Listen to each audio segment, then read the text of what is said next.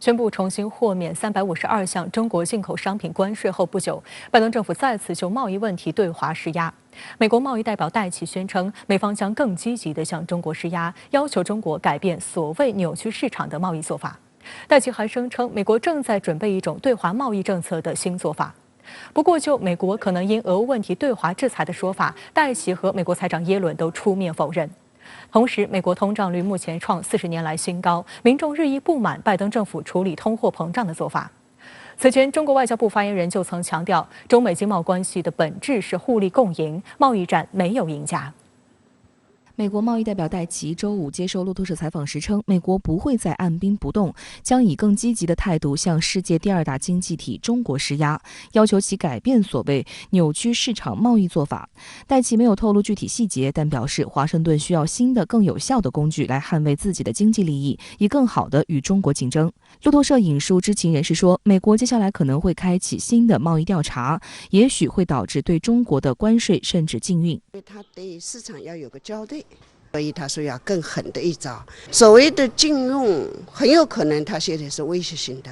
不是可以实行的。因为今天他在通货膨胀这么高的情况下，全球供应链已经由于新冠病毒加上了俄乌冲突在中断的情况下，我认为他不太会。戴琪还声称，在过去1年里，美国解决了与其他国家的长期争端，比如与欧盟和英国长达17年的飞机补贴争端，与欧盟、英国和日本长达4年的钢铝关税之争，而这正是为了应对中国构成的所谓更大威胁。美英周2发表联合声明，宣布就取消特朗普政府针对英产钢铁、铝产品的高额关税达成一致。协议对铝设定了熔铸要求，要求进口商证明所使用的铝原料的来源。美国商务部长雷蒙多和美国贸易代表戴琪在一份联合声明中表示，该协议要求任何由中国实体拥有的英国钢铁公司审计其财务记录，以评估来自中国政府的影响，并与美国分享相关信息，使两国能够专注于他们所谓的中国的不公平贸易做法。对其贸易谈判代表到今天没有出来一个像样的对华贸易战略，那证明他一直在做。至于他要做什么，我认为可能还是从我们左边下手，把你摘清在他所建立的供应链和产业链之外。我认为如果他要对这增加所谓的关税，那只能把中美推向一个真的脱钩。但我今天认为不会，因为美国自己发展有美国的问题，美国需要的是一个缓解它的通货膨胀，美国需要的是有一个美联储可以顺利的调整它的货币政策。我认为这是当下美国最关心的，应该是。而对于西方对俄罗斯的制裁是否会为美国未来针对中国的行动提供参考，戴琪称一刀切的方法不会奏效，这是2个不同的国家、2个不同的经济体、2种不同的情况，若真的混为一谈，对我们来说将是危险的。美国财政部长耶伦周五在美国消费者新闻与商业频道节目中也表示，因中国与俄罗斯的关系而制裁中国，在这个时候是没有必要的，也是不合适的。他透露，美政府高级官员正私下与中方接触，以确保中方理解美国的立场。本月早些时候，美国多位议员、政府官员以及媒体一再炒作俄罗斯开战后请求中国军事援助，中方有回应等消息。不过，在周2的媒体追风会上，美国总统国家安全事务助理沙利文澄清说，他没有发现任何有关中国给俄罗斯提供武器装备的证据。拜登在周4北约峰会后表示，不希望中国援助俄罗斯，但强调这不是威胁，只是确保中方了解这一举动的后果。他在记者会上还称，相较于俄罗斯，中国的经济未来和西方更加紧密相连。就美国可能因俄乌问题对华制裁的说法，中国驻美大使秦刚上周日接受美国哥伦比亚广播公司采访时强调，我们密切关注美方下一步有关的动向，我们不希望制裁发生，但是如果真的强加给我们，我们也要做出坚决有力的回应，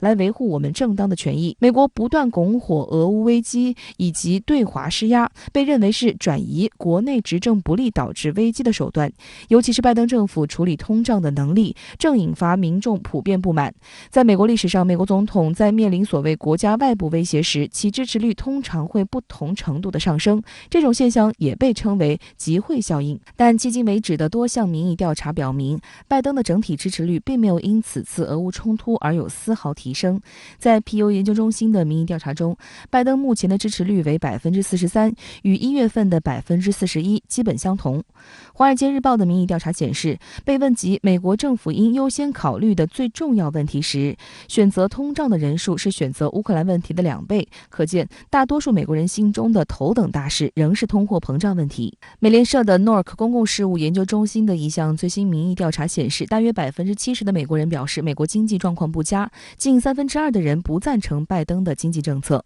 美联社报道称，虽然大多数美国人表示他们不会将创纪录的高油价归咎于拜登，但由于对高通胀和经济状况恶化感到悲观，他们还是给他的经济领导能力打了低分。目前，美国物价持续上涨，通货膨胀严重。2月最新发布的消费者物价指数同比增长7.9%，再创40年以来新高。根据穆迪分析公司最新报告，通货膨胀使美国家庭每月多花费近$300，令美国民众苦不堪言。美国财政部长耶伦本月表示，人们已经看到天然气价格涨幅不小，俄乌冲突对通货膨胀的影响将在下一个月进一步显现出来。今年通货膨胀水平仍将高得令人不安。美国人非常现实，因为搞政治的毕竟是少数，大家是要过生活的。大家知道超市的价格上涨了，他们就会不满。这就是我们看到通货膨胀对拜登和对本届政府是一个最大的挑战。也就是说，如果你要是这么下去，中期选举就危险了，就民主党执政党就危险了。所以我想，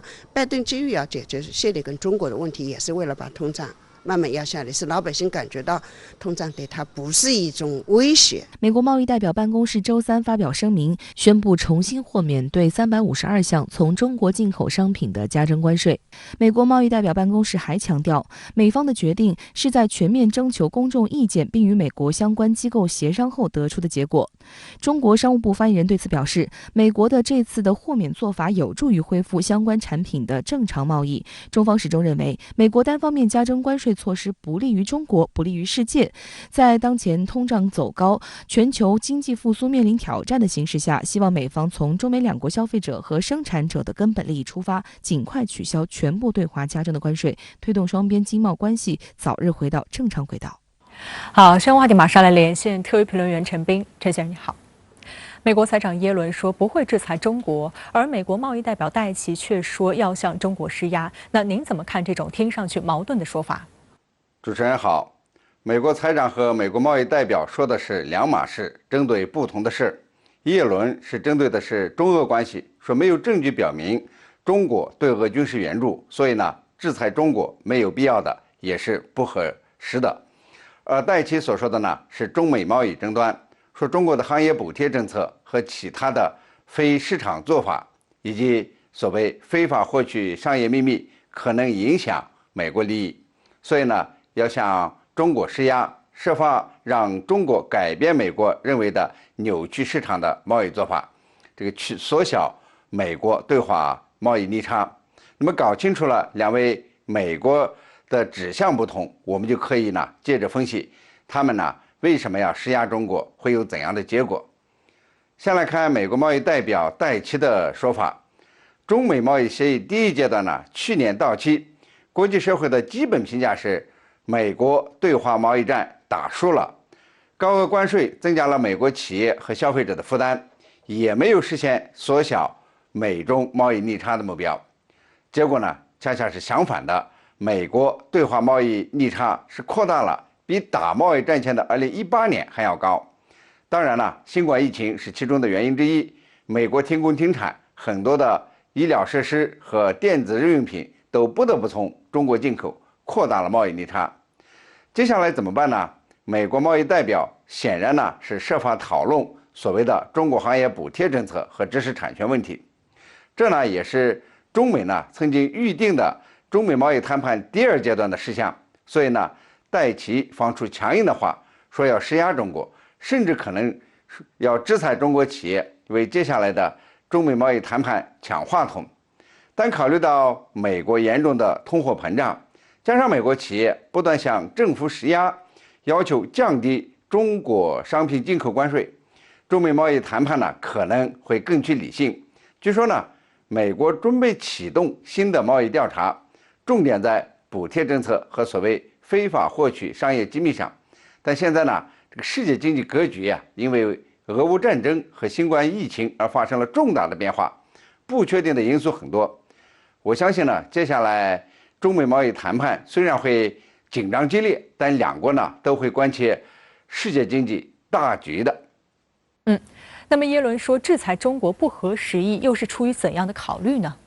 耶伦所说的现在对中国进行制裁不合时宜、没有根据，主要呢是针对中国呀是否对俄罗斯进行军事援助而言的。前些天，美国和欧洲一些多嘴多舌者不断的制造谣言，说什么中国呢会对俄军进行军事援助。美国总统拜登呢也瞎起哄，说什么中国要是对俄军援，将承受经济代价。于是呢，美国一些国会议员和政客就开始贫困讨论是否制裁中国，有的呢甚至提出要给中国与制裁俄罗斯一样的严厉措施。中方呢多次澄清，那不过是谣传，使美国呢试图嫁祸于人，歪曲事实。现在美国财长出面说制裁中国不合时宜，说明两个问题：一是美国确信中国没有对俄军援；二是美国一样担心俄乌危机对全球供应链带来的巨大冲击，期望呢与中国搞好关系，确保美国的供应链尽可能的减少损失。耶伦呢是支持全球经济化的，而中美呢是全球化进程中的两大支柱，所以呢，美国不能毫无根据的制裁中国，故意损害全球供应链而自找麻烦。好，谢谢陈斌先生在线和我们分享您的观点，谢谢。